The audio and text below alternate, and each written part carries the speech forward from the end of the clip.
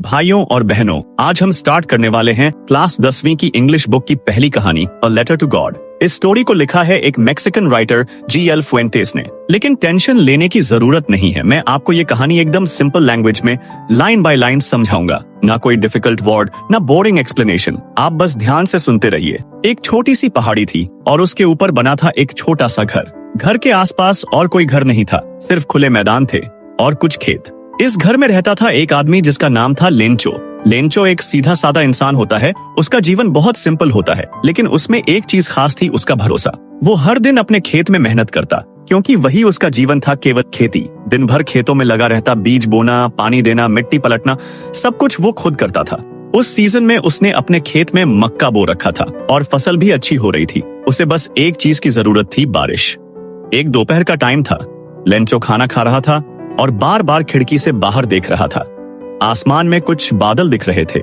उसने धीरे से कहा, बस सब तो बारिश आ ही जाए। उसकी वाइफ बोली, हाँ भगवान करे अच्छी बारिश हो जाए, इस बार तो पूरी उम्मीद है। लेंचो ने आसमान की तरफ देखा और उसके चेहरे पर हल्की सी मुस्कान आ गई। उसे लग रहा था भगवान सुन रहा है, बारिश जरूर होगी। और सच में शाम होते होते आसमान में काले बादल छा गए।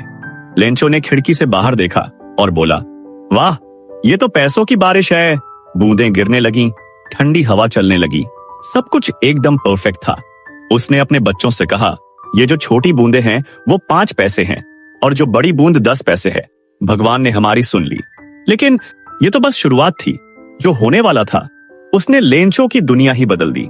शुरुआत में बारिश एकदम सॉफ्ट थी, हल्की हल्की बूंदें। लेंचो बाहर निकला, अपने खेत की तरफ देखा और बोला, भगवान ने सही टाइम पर पानी भेजा है, अब तो फसल लहराएगी।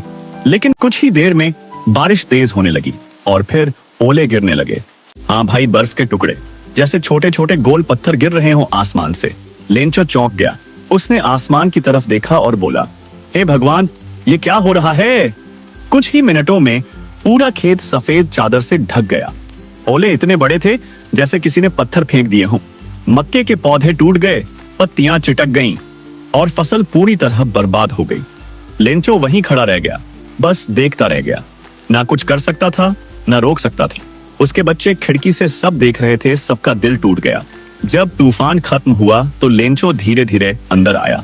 उसकी पत्नी ने पूछा, सब खत्म हो गया? लेंचो ने धीरे से सिर हिलाया। हाँ। फिर बोला, अब इस साल खाने के लिए कुछ नहीं बचा, ना हमारे लिए ना जानवरों के लिए। वो चुपचाप बैठ गया, बच्चों की तरफ देखा और एक गहरी सांस ली। उसके चेहरे पर डर नहीं था, बल्कि कुछ और था, उम्मीद। रात का समय था, सब लोग सोने की कोशिश कर रहे थे, लेकिन लेंचो की आंखों में नींद नहीं थी। वो आसमान की तरफ देख रहा था और सोच रहा था, भगवान सब देख रहा है, अगर उसने बारिश भेजी तो वो मदद भी भेजेगा। अगली सुबह लेंचो बहुत जल्दी उठ गया। उसने आसमान की तरफ देखा, बादल जा चुके थे लेकिन उम्मीद अभी बाकी थी। वो सीधा अपनी पुरानी टेबल पर बैठा और एक कागज निकाला। मैं भगवान को लिखूंगा, उसने खुद से कहा, जैसे उसे पूरा यकीन हो कि भगवान उसका खत जरूर पढ़ेगा। और लेंचो ने कलम उठाई और लिखना शुरू किया। डियर गॉड, अगर तूने मेरी फसल बर्बाद होते हुए देखी है तो तुझे यह भी पता होगा कि अब मेरे पास कुछ नहीं बचा, न खाना है न पैसे। अगर तू मदद नहीं करेगा तो हम सब भूख से मर जाएंगे। इसलिए मैं तुझसे मांगता हूँ 100 पैसों, बस इतने ही चाहिए ताकि मैं फिर से बोवाई कर सकूं और अपने परिवार को बचा सकूं। भगवान, तुझ पर मेरा भरोसा पूरा है, मुझे पता है तू जरूर भेजेगा। लेंचो, उसने पूरा लेटर बहुत सच्चाई और यकीन से लिखा। एक बार भी नहीं सोचा कि भगवान को लेटर कैसे मिलेगा या कोई पढ़ेगा भी या नहीं। उसे बस इतना पता था, भगवान सुनता है। लेंचो ने उस चिट्ठी को लिफाफे में डाला और ऊपर लिखा, टू गॉड, मतलब भगवान के लिए। फिर उसने अपने पुराने कोट को पहना, टोपी लगाई और सीधा चल पड़ा पोस्ट ऑफिस की ओर। वो जब काउंटर पर पहुंचा तो पोस्ट मास्टर ने चौंक कर पूछा, किसे भेजना है ये खत? लेंचो ने सीधा जवाब दिया, भगवान को। पोस्ट मास्टर ने पहले तो हंसी रोकने की कोशिश की, लेकिन फिर उसे लेंचो का सीरियस चेहरा दिखा, एकदम सच्चा, एकदम सीधा, उस आदमी का जो सच में भगवान से उम्मीद कर रहा था। पोस्ट मास्टर ने खत को हाथ में लिया और धीरे से मुस्कुराया। ऐसे भरोसे वाले आदमी तो बहुत कम होते हैं। पोस्ट मास्टर ने लेंचो का खत फिर से पढ़ा। डियर गॉड, मुझे 100 पैसों चाहिए। उसने चुपचाप सिर हिलाया। ये आदमी कितना भरोसा करता है भगवान पर, हम इसका भरोसा नहीं दौड़ सकते। अब इसे जवाब तो देना ही पड़ेगा। पोस्ट मास्टर ने अपने स्टाफ को बुलाया और कहा, देखो, हमें इस आदमी की मदद करनी चाहिए। इससे लगता है कि भगवान इसकी चिट्ठी पढ़ेगा और हम खुद भगवान के लिए इसका जवाब बनेंगे। सभी हैरान थे, लेकिन धीरे धीरे सब मान गए। हम जितना इकट्ठा कर सकें करेंगे। पोस्ट मास्टर ने खुद सबसे पहले पैसे निकाले अपनी जेब से, फिर बाकी स्टाफ ने भी जितना हो सका उतना दिया। किसी ने 5 पैसों दिए, किसी ने 10, किसी ने पुराने सिक्के तक निकाल दिए। कुल मिलाकर 70 पैसों इकट्ठा हो पाए।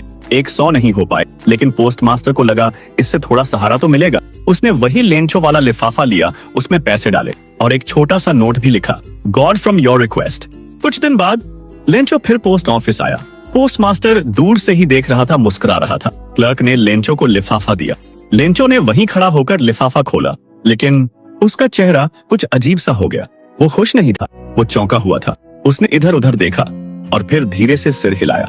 लेंचो ने चिट्ठी खोली, उसमें पैसे थे 70 पैसों। उसने गिन लिए एक एक करके।